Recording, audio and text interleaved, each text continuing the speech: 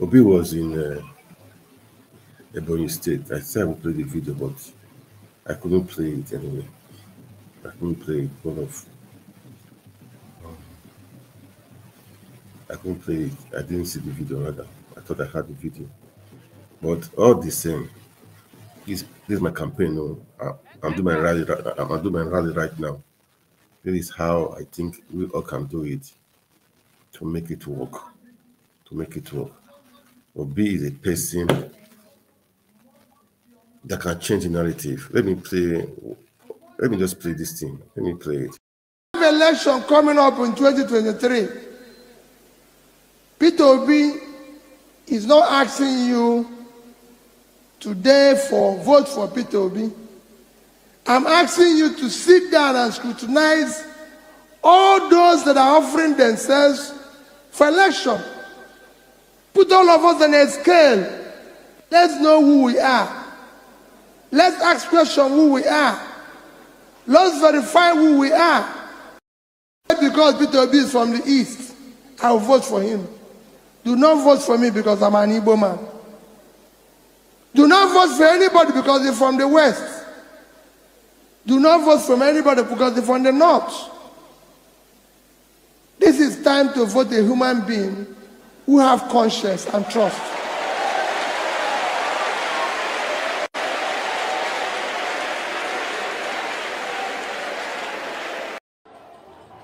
These are the campaigns I love. I love such campaigns. It says scrutinize. Check all the candidates. Sleep over it and choose the best.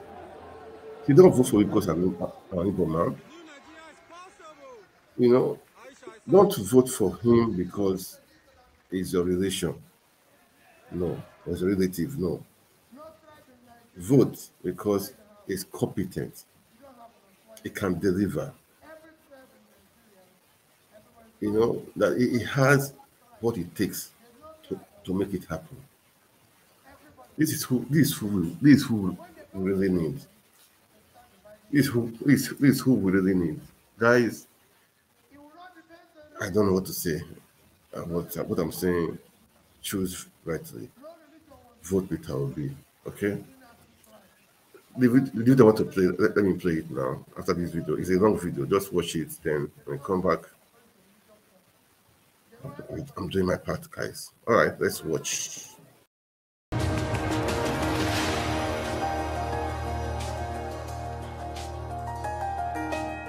Welcome back to the morning show here on Arise News. Recently, a federal high court in Lagos ordered the federal government of Nigeria to recover pensions collected by former as ministers and members of the National Assembly.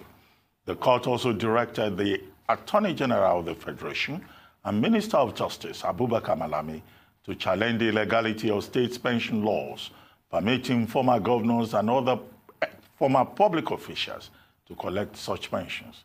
The judgment came on the heels of the invalidated pension law for former governors and other ex-public officers in Zamfara State, which provided for the upkeep of former governors and former public officials to the tune of 700 million naira annually.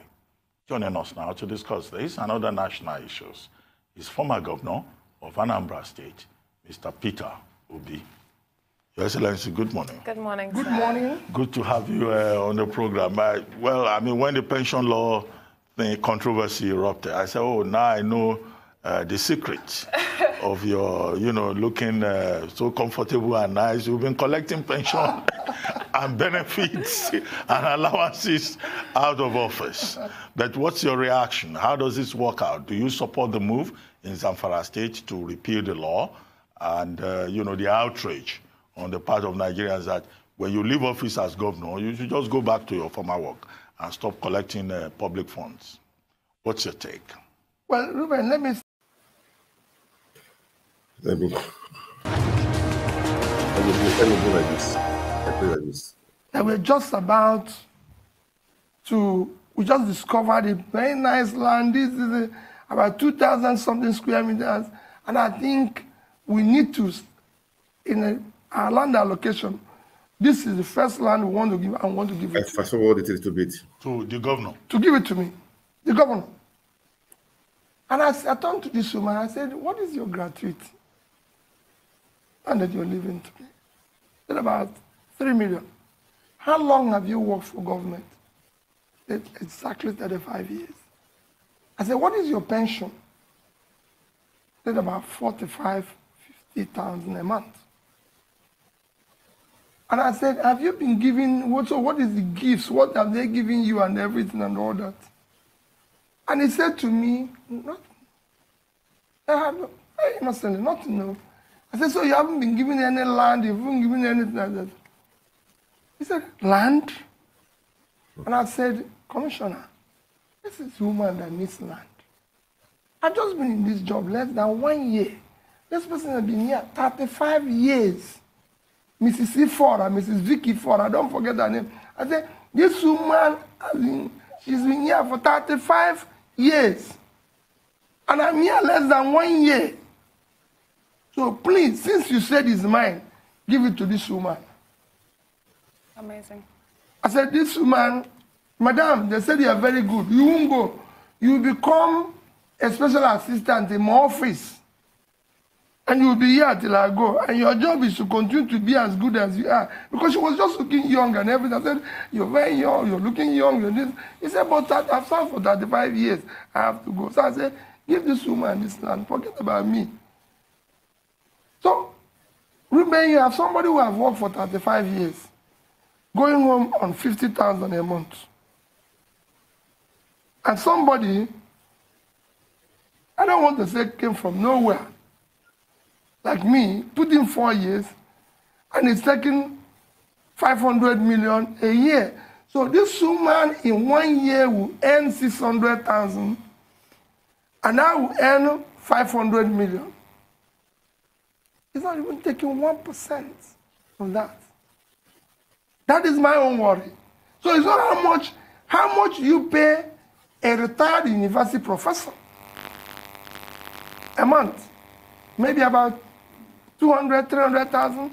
How much you pay this for you to be a professor in a university? You must have spent 15 years, 20 years to become. So you can go on and on. How much you pay other people who have worked so hard? So what would you say your stance then is when it comes to the pension laws? Are you for or against? How do you feel state governments should go about it? Do you think the Zamfara example is a model that other states should follow? Do you think ex-governors should be paying their pensions back? Completely. If you finish, you just go home.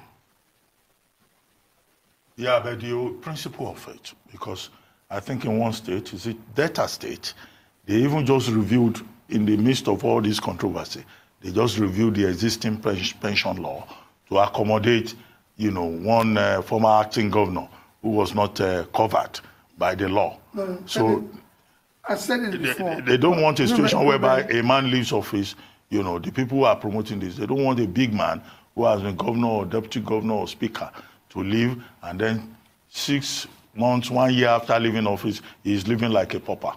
So they keep him on salary because these are their excellencies. Reuben, let me even tell you, even with the pension, now questions, what are they paying themselves when they're in office? If they can pay themselves this when they have left. Reuben, nobody can tell you. You were doing something before you came to be a governor. That's as simple as ABC. Before I came to become governor, before I became governor of Anambra State, I was doing something. I'm not saying that there should not be in any way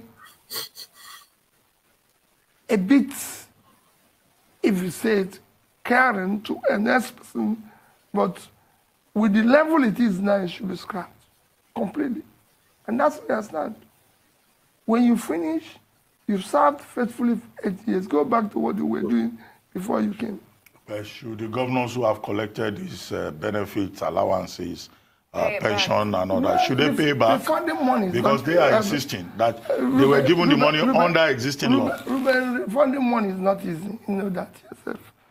Refunding money is not easy. And everything. Very truthful. Even somebody who picked money that was left in garbage in America when they went to collect it, he said that when he collected the money, he changed a bit of his lifestyle. And they have to know what they have to do to compensate him a little bit to continue to live on the lifestyle, the money. Refund is difficult because that money has been used. But I say, for me, the reason why I started with what the story I told you is that we need to look at the overall. What is everybody getting? And this is not just in government. It's happening even in corporate world, where I think CEOs are left are earning huge money, while those who were busy working 24 hours in the company, cleaning and doing everything, go home nothing. In fact, what they do now is they are contract staff. So when they go, they are left with nothing. But the CEO who have worked in the same place is being paid like 10, 20 million, something governors are demanding. But you have people, and that is why in this country, I mean, it's been an editorial of this day, where you have, when we talk about the gap, inequality, Nigerian inequality is the worst. 157 over 157. Because you now have a situation where 1% of the richest Nigerians are controlling almost 80% of the entire resources of the country. Yes. And this is the problem. When somebody takes 400, 700 million a year, let me tell you, the entire, when I was in office, the entire monthly pension of civil servants in Anambra State is about 180 million or thereabout. 150 to 180 million. Using an average of about 150 or 180 million is about 2 billion.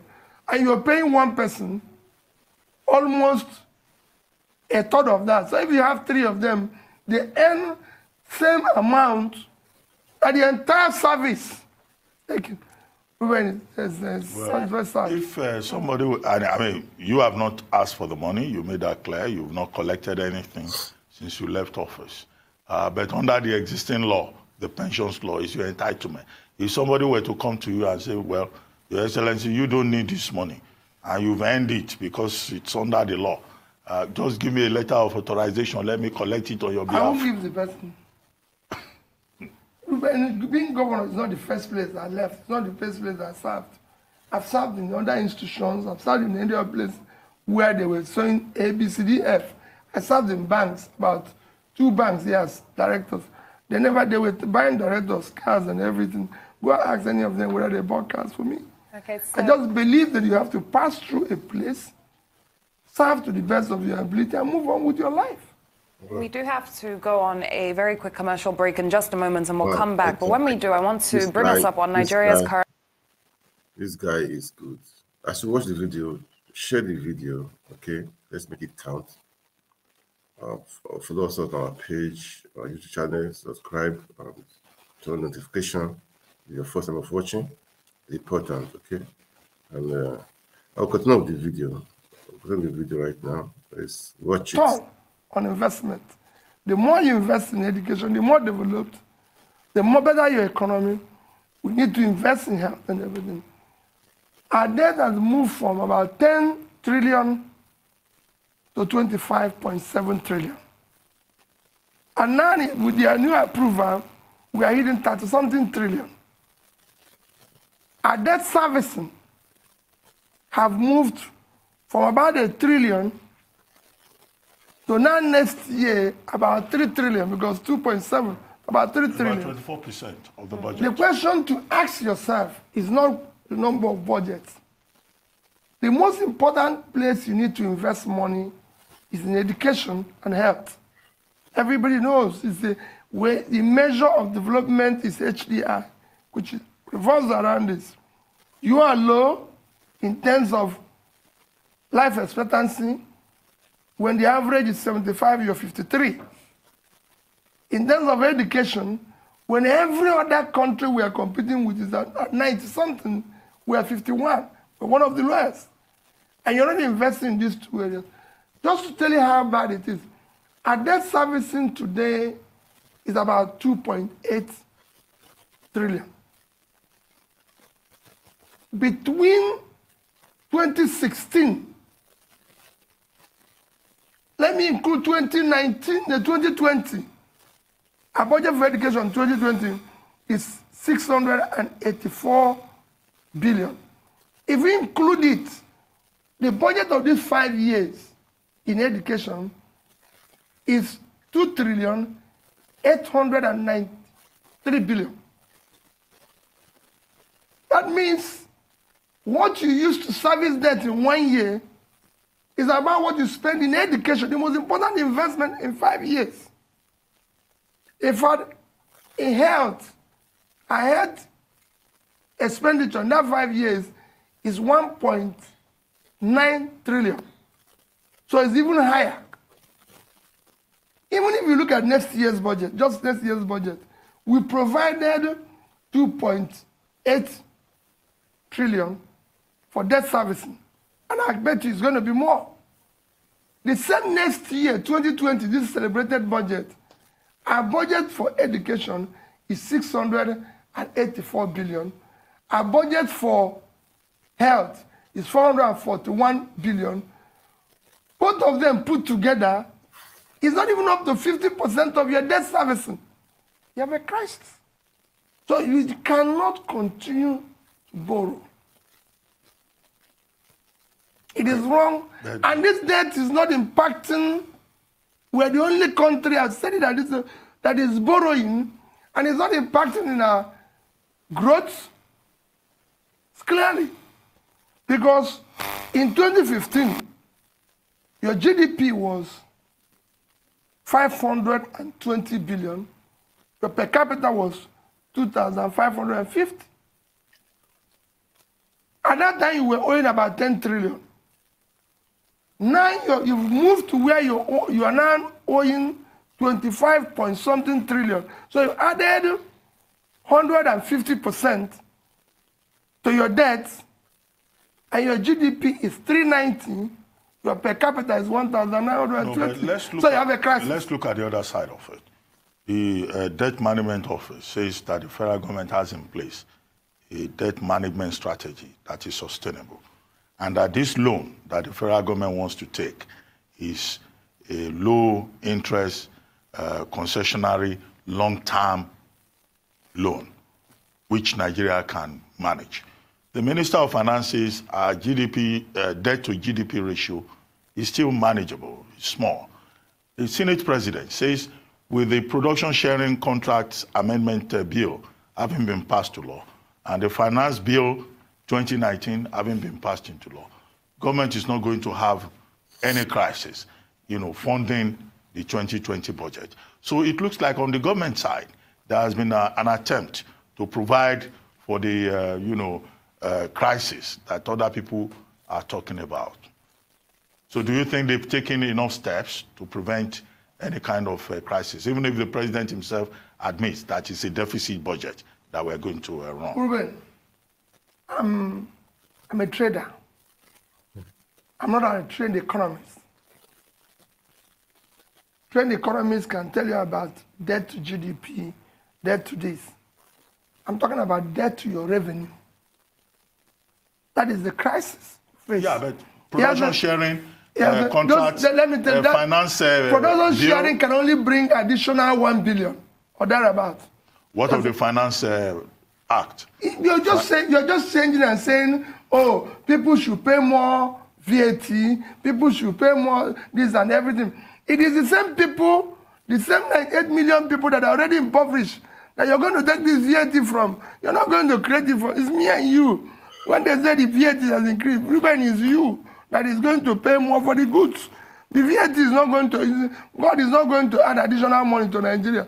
It is you that is going to pay that bill. So when they say these things as if, oh, if they pass a law, then somebody is going to bring it from nowhere. It is the same impoverished Nigerians. It's like so when they tell you, say, oh, our tax revenue to GDP is low. It's low because it's very simple. The only thing that makes tax revenue to increase is that the economy is productive. People are employed.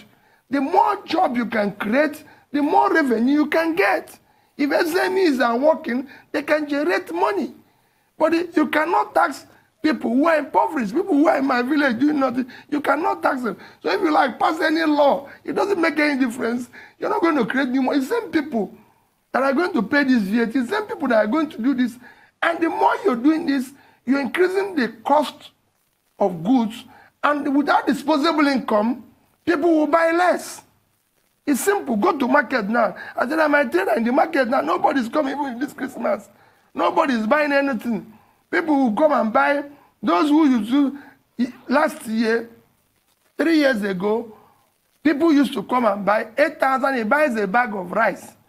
Today that is 20. The person comes 3 of them because their income have diminished. They buy 3 and share. So they're not going to change. You're not creating new people. The only way to get new funding is that these people, you pull these people out of poverty. So when people talk about GDP, debt to GDP, it is wrong. Ruben, I give you an example of, I always use, say, Japan. Japan debt to GDP is over 200%. But don't forget, even with that, Ruben, Japan per capita is about $50,000. Your own is 2,000. But they're owing all this money. So what is happening? Japan today owns the highest amount of US Treasury bills. Now, most of Japan's debts are internal. It is what government did to reset the economy. So don't talk about debt to GDP. It is what is, I'm saying about borrowing. Let me use a country just to conclude on this debt, to give you an example. Vietnam in 2010 embarked on aggressive drive for the economy. And they started borrowing too. The consequence is that in 2010, their GDP was $116 billion. Their per capita was 1,310, thereabout. They kept borrowing. By 2015, Ruben, Vietnam was at 192 billion GDP. Their per capita moved to 2,050. Today, they are 241 billion. Their per capita is down to 255, which is what happened. Go on a quick commercial break. They have done better. So we are borrowing. Our growth is heading south and everything. Sir, sorry, we do have to take a very quick commercial break. We'll come back and continue with this discussion. Do stay with us.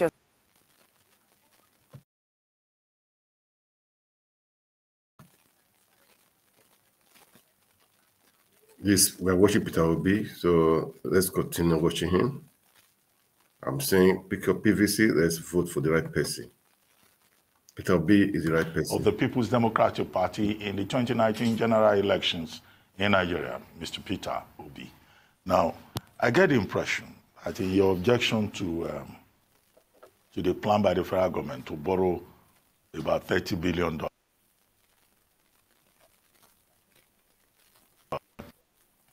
productivity or to add value.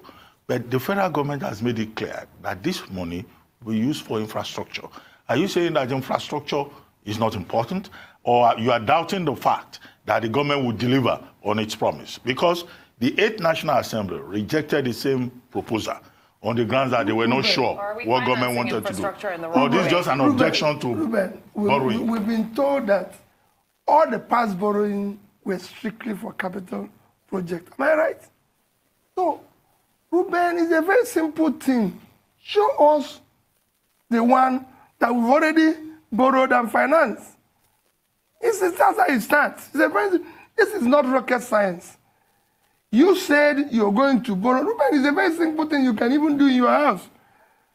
Your wife comes and says, listen, if you give me money, I'm going to cook this type of dish. Wives don't offer borrowing plans. No. So the plan can change. No. He comes back and you're starving. And he says, where's the money? I gave you this money. He said, well, if you give me new one, I'm going to strictly use it for this. let us remain consistent. We're dealing with issues that are very important. We're dealing with the future of our children. It is important. We have borrowed so much in the past. What did we use it for? It's very easy to audit what it was used for. And then this one we're going to borrow, can we show in empirically verifiable, this is what we're going to use it for? And who are those who are technically savvy that are borrowing this money and applying it judiciously? Remember, I've been in government where people just come from nowhere, tell you, you must borrow for this, borrow for that. I say, listen, why are we going to borrow money? We don't need to borrow money. We have areas we can cut, and we don't need to borrow. And I said to anybody, I was in government for 8 years. We never asked anybody for a loan for one day. Not because we had, but because we could look, whenever there's need to borrow, we first look inward and said, if we cut this and cut this and cut this and cut this, we don't need to borrow this money. And I believe there's areas where you can still do that and areas where investing. Is it that we are borrowing money and throwing in education?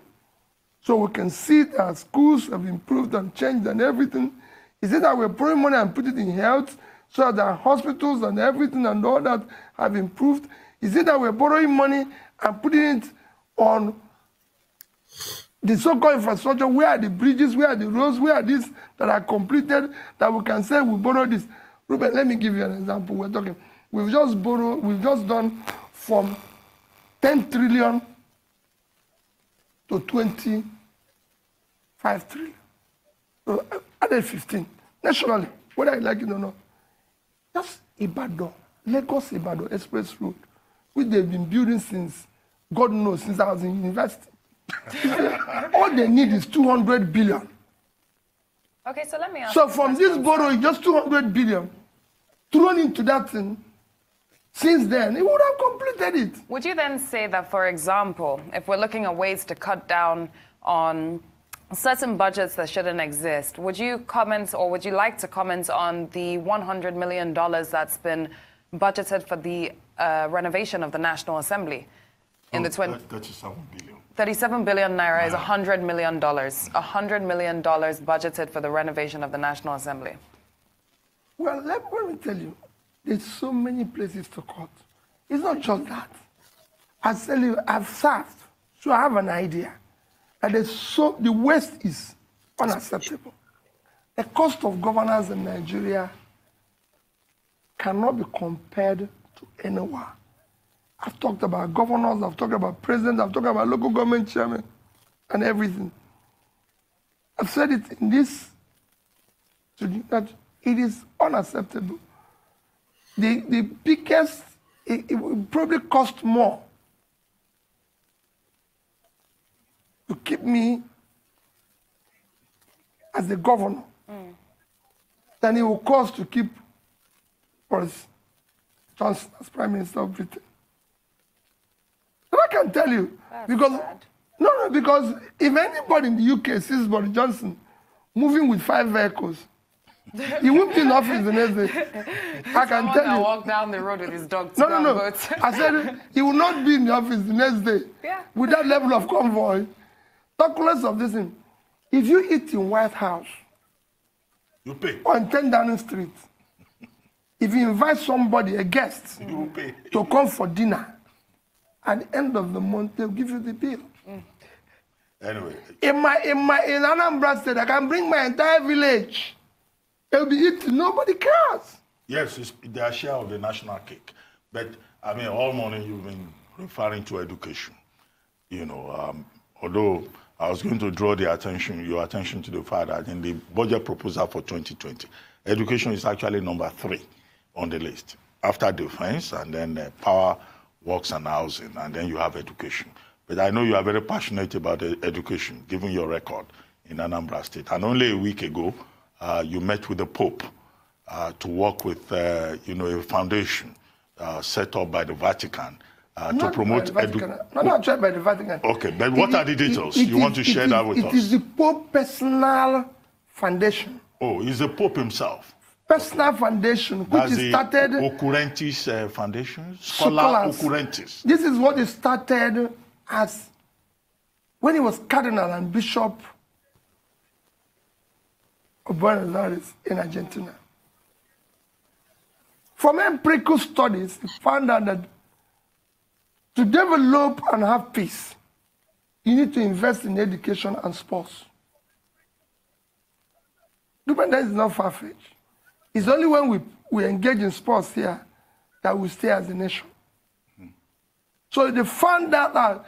And that's what they've used in South America to keep South America, whether it's Brazil, whether it's this and all that, peaceful, sports, and they invest in education. Ruben, the reason why we're having multiplicity of problems we're having today is that we did not invest in education yesterday. That is why South Korea, China, everybody, that we are lagging behind Nigeria. But took us economically and are doing better because they've invested in education. We're in a knowledge economy. It's a very simple thing. The more knowledge you can create in terms of revenue and everything, it's very simple. I've said it wherever it is possible. But it is no longer a baggage economy time when you're dependent on oil. Ruben, in 2018, we earned from oil $18 billion. That's what we earned in oil in 2018. This year, maybe we earn about 20. Facebook, that just started a few days ago. Facebook, third quarter revenue, just third quarter. So, which is not, listen, it's more than that. What they had in 3 months, revenue in 3 months. In December 2018, their revenue was $55 billion. So the all Nigeria shared and got from oil is not up to a third of what Facebook made. But so all those things, you need to invest in education.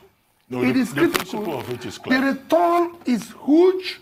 So what the Pope is doing is using this to advance this, and I had been invited by the management to see how they can use this, again, support education, or help to raise money internally, support education here, support sports, so they start pulling away young people from the direction they're going to where they should go. What's the nature of your connection with the foundation? Is it that the Scholars Occurrentis Foundation what they have done is will set up in Nigeria? Yes, they just invited me to see what they're doing, study it, and see how they can work, how I can mobilize people here. Because they don't work, they're not going to bring anybody from outside. They need some Nigerians who will come together and see what they're doing and be able to do the same thing, which will raise money and some other supports they can give us to be able to do it. Is it a Christian, Catholic thing, or it's an open thing for everybody? No, it's an open thing. Youth is youth. Let me tell you, at the end of the day, it's this place that, you see, we've brought ourselves into so many problems in this country. Starting this Christian thing, starting this. We usually give, Ruben, we always give an example with Dubai. I don't use Dubai as my example because it's a small country with a low population. But let me tell you, Ruben, I'm a Catholic. Whenever I'm in Dubai, I go to the Catholic church and worship. The Catholic church in Dubai is built by the Emir of Dubai, who is a Muslim. It's there, it's written. And he comes there once a year or twice a year when they do their Jara thing. Ruben, I went to the best school, the best Catholic school in Njabode. I was there. They had the best result in WAEC. So I went to visit them. Which school is this? Christ the King College. I went to visit them. Shocking, their land was given to them by the Muslim man that was there. We've destroyed this country with all this religion and all this and all everything. We shouldn't. We are Nigerians. And that is what brings us together. You do your own worship. We're a multi-religious society. Will this foundation be open in 2020, or when is it looking to come into Nigeria? Well, it depends on, I have to study, I have to know the value, what they're going to come, you know, engage them, we have to talk and all that and all that. They don't want to come in here and become, it's not, you know, when you talk about, people have looked at it, people say, oh, maybe they think they're coming to share money. They're not coming to share money. They're not coming to do this. They want you to even raise internally. You see, if you look at what all development agencies are doing now, whether it's the Gate Foundation and anything, they want you to bring in, just like when we did NDG, they want you to contribute 50% or some percentage of what they contribute, because they want you to show that you are interested.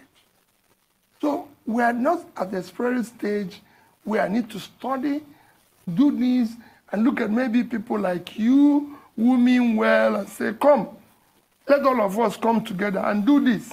How do we set up to see that the young ones engage in sports and all this, that this can help them? They don't need to go into crime in order to succeed. They don't need to do kidnapping. I mean, a good footballer earns more money than all the kidnappers put together. Very true. You know? So if they engage in sports, there's so many people who are doing sports all over the world and are earning good money and they're happy with what they're doing than doing this. Jamaica have proved it. Brazil have proved it. Look at their income and their foreign exchange and everything. India have even cricket and everything. So there's a lot of sports that can be developed. We need to wrap this up within 30 seconds. But before we go, the Governors Forum, the governors met yesterday. And one of the outcomes reported in the papers is that the governors are saying they know nothing about the $29.96 billion that the federal government wants to borrow. And that's just the federal government, and that they are not involved. I leave it now. I purposely play this video, I mean, for you to see the pacing of Peter Obi and who he is, what he's done before in the past. This is just a general view, you know. You know, the election is just 21 days to go. So that's why I play this video. Guys, choose wisely. And you choose wisely is Peter Obi. Choose Peter Obi. Let's vote for him. Enough of all this nonsense that's going on in Nigeria. Enough of all this suffering. No one needs to suffer to have a living. Nobody needs to suffer to have a living. No one needs to suffer to have a good life. To have good school. Or to have a job or something. We still suffer, no. So that is why I'm saying I'll be doing this the election time, playing my part, which I'm doing. I believe one or two people will hear this, what I'm saying. But for more people to hear, it's good for you to share the video out, share it to your friends, and let's make it count.